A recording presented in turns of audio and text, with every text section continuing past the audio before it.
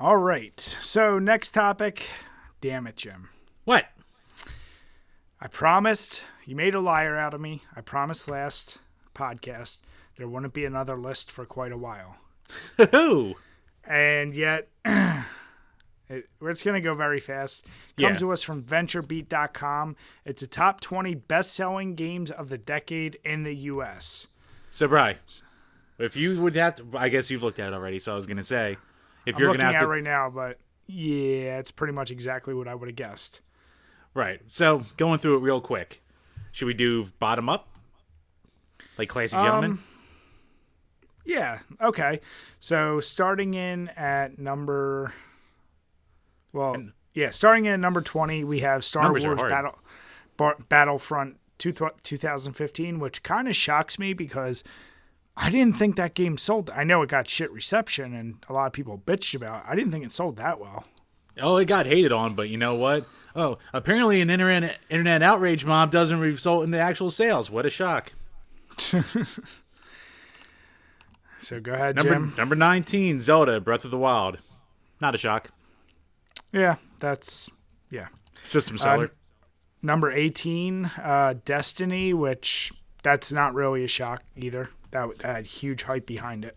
Yep. 17, Battlefield 4. But Brian, I thought putting a woman with a cyborg arm in World War II would kill sales. Jim? What did I say about that voice? Now Do it now more. Go ahead. It's charming and unique. Now go ahead and hit yourself. What was that? That was very bitch slappy. That was a limp wristed. Actually, right. I was actually limp wristed as I did it. I know, Jim. We've shaken hands. So coming in at number 16, Battlefield 1. Of all the Battlefields, that's still kind of shocks me. I remember that one did look crazy good when it came out, but yeah, I would have thought Battlefield 3 would have been on this list and not that. I think Battlefield 1 was after. I mean, we're talking about like the Battlefield 1 that was called 1 became after 3. So I think it was still like at like the height of the Battlefield, like fuck Call of Duty love. Speaking of Call of Duty. Oops, sorry. Go ahead. No. I was just gonna say it also did. It looked like amazing for when it came out. So maybe that helped push it too. Mm-hmm. All right. Number 15, Call of Duty Infinite Warfare. A good one. One of the better of the later ones. Yeah, for sure. But on the downturn of people not, loving Call of Duty as much, but still on here. Yep. Number 14, Mario Kart 8, which, of course, you're going to have that on here. And that's the last of the Nintendo exclusive games on here. So it makes sense. I'm a little shocked, no Smash. But I guess it just hasn't been out long enough to compete with these other titles. Yeah, Smash sold a shitload, but I guess just not enough. Number 13, Skyrim. It's on everything. Yeah. Probably, well, once again, what we're about to get into, really. And I mean, seeing an RPG this high of any type is still impressive. Yeah, even if it's the best one of all time. Who cares? Hey. All right, number 12, we got Modern Warfare 2019, the most current one that's out. That's pretty damn impressive. And I will say, this game is... It made me reappreciate Call of Duty games because us and all of our friends, we had issues with a lot of Call of Duties that were going too much into like a Halo style. This brought it back, and for it to be number 12 of the decade and only being out at this point since late September, October, whatever, that's insane. Yeah, it shows that the crowd really wanted that style back. And I mean, like, Black Ops 4 brought back the not spacey kind of Call of Duty, and then this one just did it right. Yeah, but that still had that crazy, like, specialist bullshit. Like, this just fully, as we always joke, Jim, this is boots on the ground. God. Visceral. It's every time we play. It's like snake in the grass. It's a goddamn meme with us. That's right.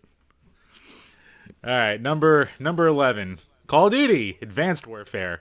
Probably one of the worst ones, but the first one of the Halo style. One of the worst. Yeah, this, I'm shocked it still even made it.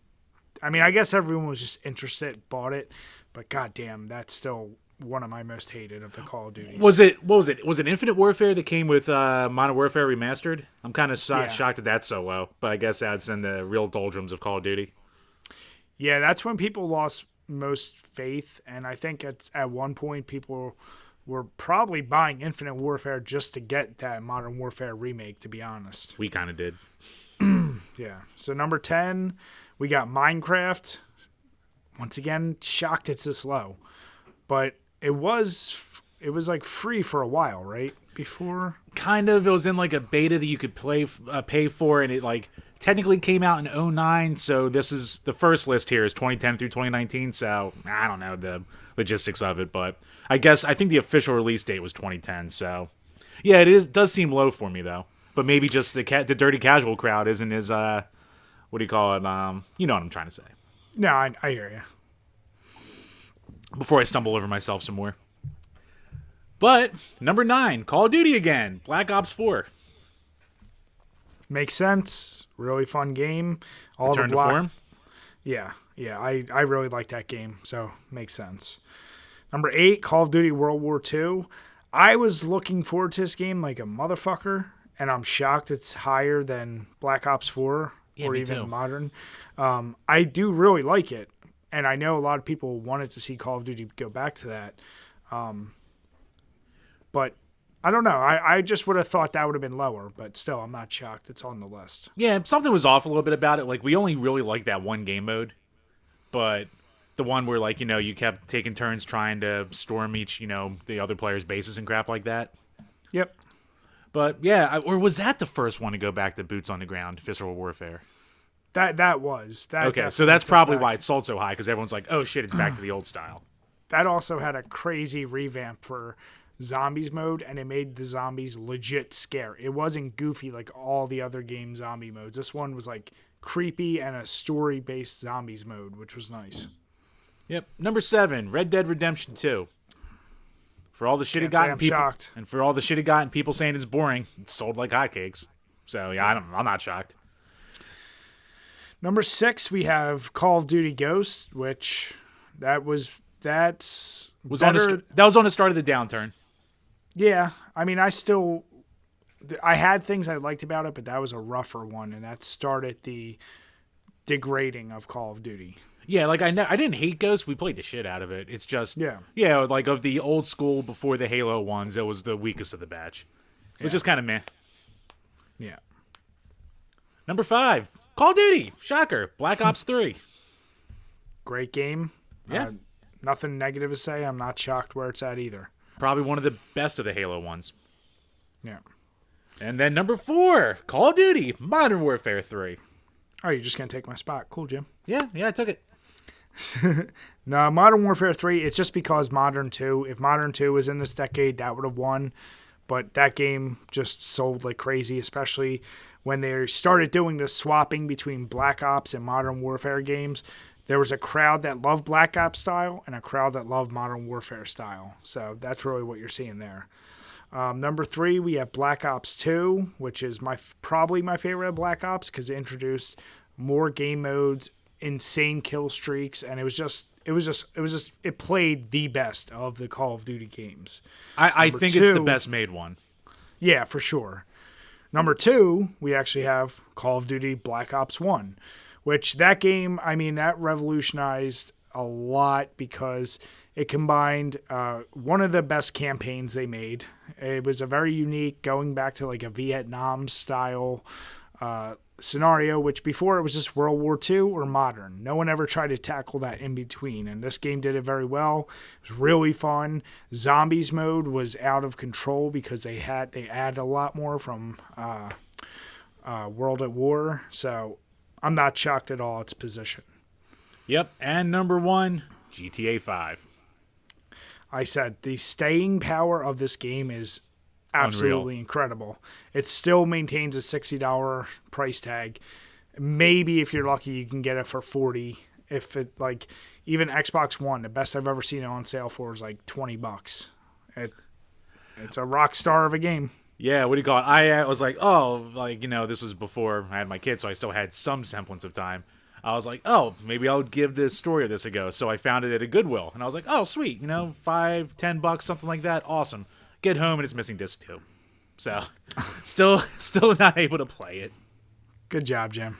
So now I can still pay $60 to play it on my Xbox One if I want to, which I'll never get around to. I mean, and the game is great. It deserves to be on there. It's just, yeah. You know what? Actually, right below, it's the games from 2000 through 2009. So if you want to do a little time capsule real fast, because this is actually kind of fun to see. Let's just, instead of going one by one, I'd say in general, saw that. I'll blow through them real quick. Madden 06, Grand Theft Auto 4, Halo 2, Madden 09, Vice City, Madden 08, Halo 3, Madden 07, Rock Band 2, Guitar Hero 2, Duty World at War, GTA San Andreas, Mario Kart Wii. Wow, at 8. That's really high up there. Call of Duty Modern Warfare 2, Guitar Hero World Tour, We Play with Remote, Rock Band, Wii Fit, and Guitar Hero 3. What a time capsule. Well, what's amazing is, so obviously this last decade was all just, it was Call of Duty through and through. This one, it still had Call of Duty very high in that list, but it was like that was the era of Guitar Hero and the stupid, well, I'm calling it stupid, but the Wii stuff was selling because everyone's grandmom could play bowling with them. And I'm more shocked that there wasn't even a single sports game in the past decade, like another Madden or NBA or any of the 2K games, because they still sell pretty damn good. So that's actually what's kind of interesting, is that, yeah, they didn't touch anything, and even the Grand Theft Autos were still in there. So pretty shocking. Yeah, I mean, it's funny to see between 2 straight decades, if you're made by Rockstar or if you're a Call of Duty game, you're going to sell. Hey, man, there's one thing you can't, no matter if you feel they're just recycling whatever, you can't deny they put out good products. Yep. Or if you're a Mario Kart game, because you always sneak in there too. Of course. So that's the kid market, essentially. Family. And that, sure, Jim, whatever you want to say. Family. So let us know what you think, guys, if there's any shockers there. But I think we all figured, I mean, most people should know, Call of Duty's always going to sell like hotcakes. Yeah, it's actually, like, what do you think, or what's your biggest surprise to not see on there? Let's go with that route. I would, because I've got 2. Let's see, of the past decade. Well, they got Legend of Zelda. I've got that. There's no Halos that would have competed with it. Honestly, there's not a sports. I'll just say a sports title. There's no other game that I really think, even if it gets sucked off by critics, I don't think I would have ever thought of as good selling as these games. All right, my 2 are Five Nights at Freddy's, just anything from the series, but especially the first one, and just because of how much that took over YouTube for a couple years and the kid market, and then Overwatch. I thought for sure with how popular that is, that would squeak into at least 20, but guess not. So, well, this is in the U.S. Keep that in mind. A lot of people play Overwatch, though. I know, but not really in the U.S. It's like if you were talking Asia, it would definitely be number 1. But Five Nights at Freddy's, I think the problem there is the price point was like $5, $10 for it. So even if they sold like crazy, it's not going to equate to a $60 game. I don't know if this is counting gross revenue or just actual sales of the game, though.